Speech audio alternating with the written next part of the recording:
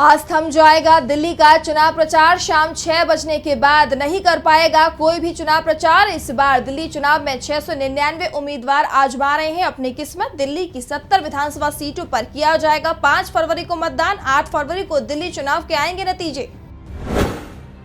दिल्ली में चुनाव प्रचार के लिए दिन में उतरेंगे दिग्गज। पिलंजी गांव, कोटला, मुबारकपुर में विशाल रोड शो करेंगी प्रियंका गांधी। कांग्रेस उम्मीदवार अभिषेक दत्त के लिए मांगेंगी वोट। केजरीवाल भी कई जगह करेंगे जनसभा।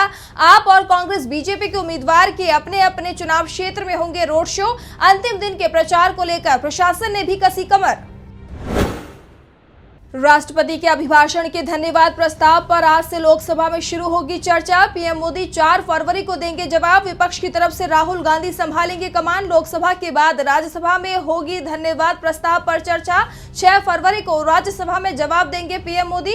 राष्ट्रपति ने 31 जनवरी को संसद को किया था संबोधित। राष्ट्रपति के संबोधन को लेकर भी विपक्ष ने उठाए थे सवाल। विपक्ष ने सरकार को घेरने की कर ली है पूरी तैयारी।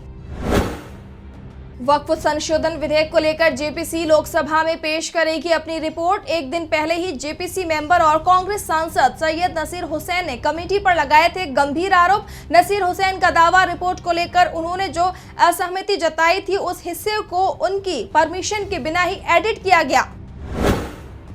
महाकुंभ में भगदड़ में गई जान जाने के मामले पर सुप्रीम कोर्ट आज करेगा सुनवाई। चीफ जस्टिस संजीव खन्ना और जस्टिस संजय कुमार की बेंच करेगी सुनवाई। सुप्रीम कोर्ट के वकील विशाल तिवारी ने जनहित याचिका की है दाखिल। जनहित याचिका में प्रयागराज महाकुंभ में हुई भगदड़ पर स्टेटस रिपोर्ट और इसके लिए जिम्मेदार अधिकारियों पर कार्रवाई की गई है मांग। साथ ही आयोजनों में वीआईपी मूवमेंट सीमित करने की भी की गई है मांग। महिला कानूनों के दुरुपयोग पर आज होगी सुप्रीम कोर्ट में सुनवाई। रूपशी सिंह ने दायर की जनहित याचिका में दहेज निषेध अधिनियम 1961, घरेलू हिंसा से महिलाओं को सुरक्षा अधिनियम 2005 और भारतीय दंड संहिता की धारा 498A महिलाओं के प्रति क्रूरता जैसे प्रावधानों की समीक्षा करने की मांग। प्रावधानों की अस्पष्टता और लैंगिक समानता की कमी को किया गया उजागर। याचिकाकर्ता की दलील, इन कानूनों के दुरुपयोग से निर्दोष पुरुषों और उनके परिवारों को मानसिक, सामाजिक और कानूनी उत्पीड़न का करना पड़ता है सामना। क्लैट यूजी 2025 परीक्षा से जुड़ी याचिकाओं पर आज हो सकती है सुनवाई। कई याचिकाओं में परीक्षा के नतीजों को दी गई है चुनौती। एक ही हाईकोर्ट में सुने जाएंगे सारे मामले। Consortium of national law universities की 2 याचिकाओं पर सुप्रीम कोर्ट में हो चुकी है सुनवाई। कोर्ट ने कहा कि मामले को पंजाब और हरियाणा हाईकोर्ट को किया जा सकता है ट्रांसफर। एमएसएमई मंत्री जीतन राम मांझी के नेतृत्व में टीबी मुक्त भारत अभियान तेज। आज से जांच शिविर होंगे आयोजित। 3 से 5 फरवरी 2025 तक चलेगा शिविर।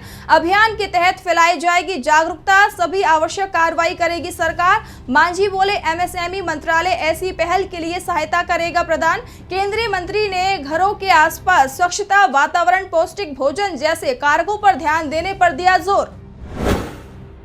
छत्तीसगढ़ नगरीय निकाय चुनाव के लिए बीजेपी आज जारी करेगी अपना घोषणा पत्र। रायपुर के जिला कार्यालय एकात्म परिसर में करेगी इसका विमोचन। इस दौरान सीएम विष्णुदेव सहाय, प्रदेश अध्यक्ष किरण सिंह देव और डिप्टी सीएम अरुण साव भी रहेंगे मौजूद। निकायों के लिए 3511 सुझावों को शामिल कर तैयार किया गया है मैनिफेस्टो।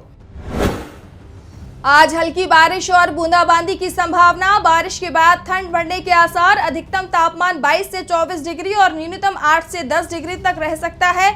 मौसम विभाग ने दी जानकारी। दिल्ली में कोहरे का अलर्ट। राजस्थान के कई हिस्सों में दिखेगा एक नए पश्चिमी विक्षोभ का प्रभाव। यूपी में तेज हवाएं बढ़ा सकती है सर्दी। मौसम विभाग में पिछले साल के मुकाबले इस साल कम सर्दी पड़ने को लेकर जताई चिंता।